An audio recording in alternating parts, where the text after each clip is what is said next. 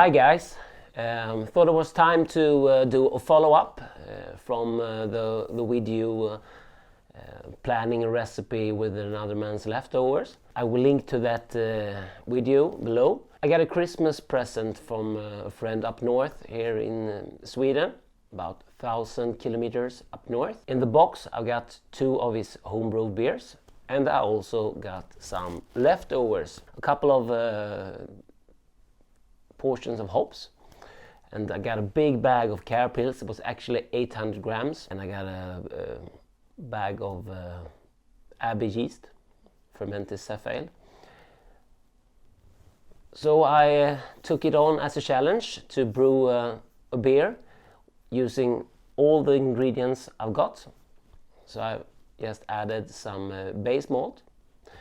I used the 800 grams of carapils, which was a little bit scary, but I tried to tweak the recipe to compensate for that. And I used all of the hops he gave me, so nothing was left. And I also used the Abbey yeast. Since I like to pitch a good healthy yeast count, I actually did a starter from that one package of yeast to bump it up a bit and get a good fresh pitch. Took some footage from the Brewday, so let's have a look at that, and then we will come back and sample the beer. The grains are measured up. We have 4 kilograms of Pilsner malt, 500 grams of Munich, 500 grams of wheat malt, and 800 grams of carapils. Actually 814 grams of carapils. So let's crush the grains.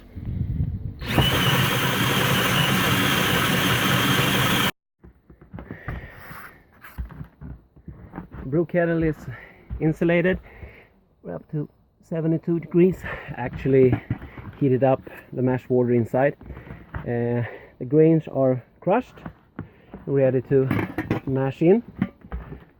We're aiming for mash temperature of about 66 degrees Celsius.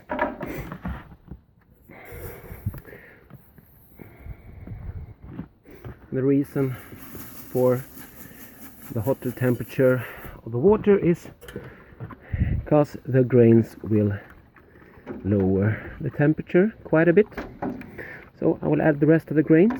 We have added all the grains, hooked up our circulation, and before that given it a good stir. So we'll be back in 15 minutes to take a pH reading on this.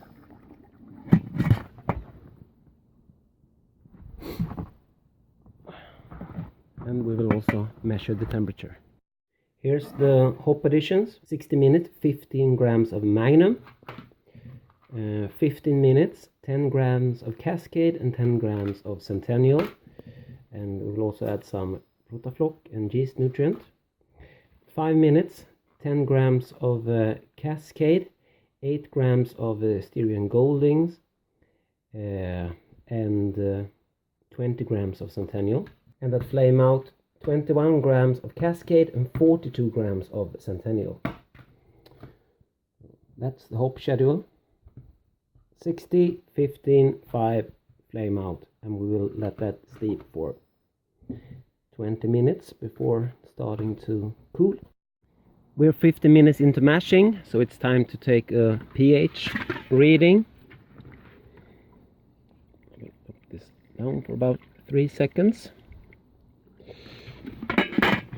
Take it up. Let's see, we're actually a little bit under 5.2. So what we could do to bring this up a little bit is to add a little bit of water to this, but we're not that far from 5.2, so I think we will be okay. Here's the starter. Smells clean, fine. Let's taste it.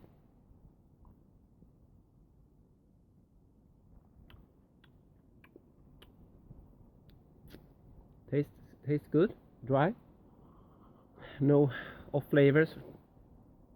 So this yeast will work fine. Now we know.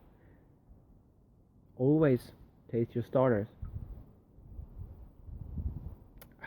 Cheers. Now we are mashing out. Just took a temperature reading. We're sitting at 75 degrees Celsius, and we will stay there for about 10 minutes before sparging.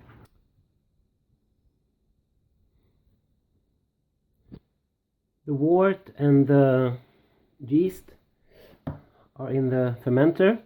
I had a massive boil over, and due to me trying to edit a movie, so it was my fault. Of course, it's always my fault, but this was negligence. So I ended up a little low, but still okay. We take this down to 15 degrees Celsius and let it go for 1 day, then we will start ramping it up to 20. Okay, the beer is in the fridge. I filled up the bubbler, added the probe, the side insulated the probe, and we're about over 17 degrees. We're gonna set this to start at 15 degrees Celsius. You have to be bold. Set. So we will cool this down. Also add this. This is the cooling side, this is to the heater. The heater I'm using, no, for the cooling side I'm using the fridge, and the heater I'm using one of these aquarium or terrarium heater. That was the footage from the Brewday. I hope you are excited to see the result, as all of you can't taste it, but I sent some out, so maybe one of them will do a review of this. Call it PV Belgian Blonde. PV Belgian Blonde. PV from my friends, initials. We got the DrHans Brewery logo. This is actually bottled from the keg.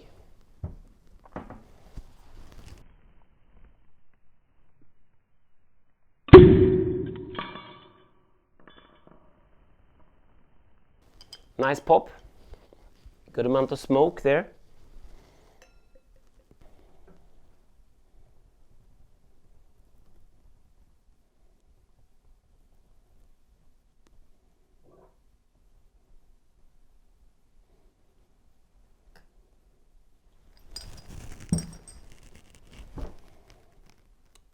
Fantastic looking golden beer. Don't know if you can see it. Almost crystal clear.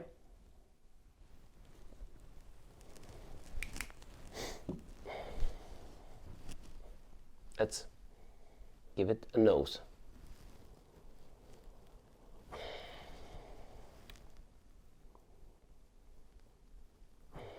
That Abbey yeast have given it a very distinctive aroma. Not that much hoppy on the nose. It's the yeast that is dominant in this one. Let's give it a whirl. Cheers, and thank you, Pontus, for the ingredients.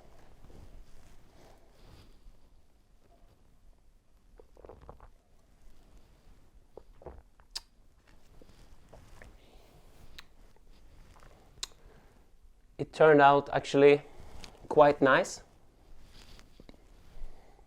Not that sweet, but of course it has some sweetness to it. It actually fermented out to 10-10, even with that amount of carapils.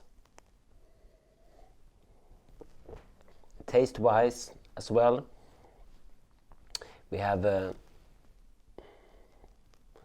flavor from the Abbey yeast. It's no banana or something like that, but the yeast gives it a healthy dose of character.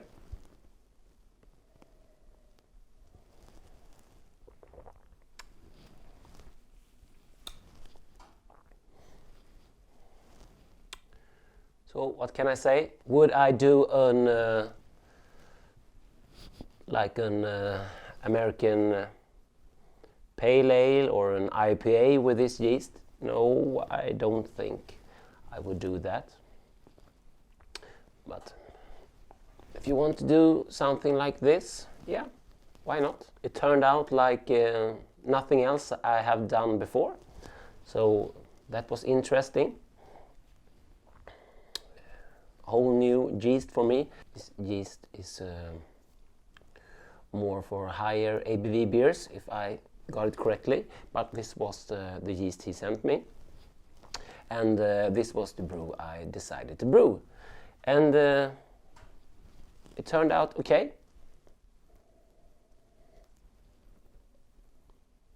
As I said, I have sent a few out, so we will see if we can get some other opinion on the brew. Of course, I also sent one up to Pontus. So, cheers guys, DrHans out.